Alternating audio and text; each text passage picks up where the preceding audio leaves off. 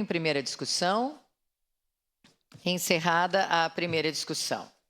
Em segunda discussão e votação, projeto de lei número 175/2024, contido no processo número 223/2024, de autoria do Poder Executivo, que autoriza o Poder Executivo a contratar operação de crédito externo com o Banco de Desenvolvimento da América Latina e Caribe, CAF, com a garantia da União e da outras providências. Relator, vereador Cadori, com a palavra o relator. Peço dispensa da leitura por ter sido realizada na primeira discussão. Dispensa concedida, vereador Cadori. Em discussão. Encerrada a discussão, em votação. Solicito, então, às vereadoras e vereadores que registrem os seus votos.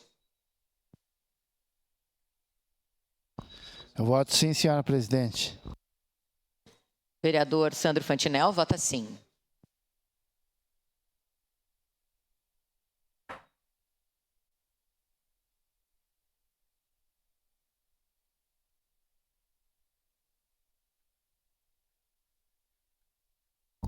Voto sim, senhora presidente.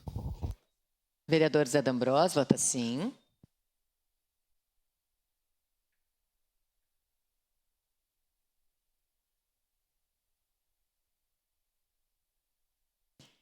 Encerrado o registro dos votos, encerrada a votação. Projeto de lei número 175/2024 foi aprovado por unanimidade das vereadoras e vereadores, com ausência da vereadora Estela Balardim.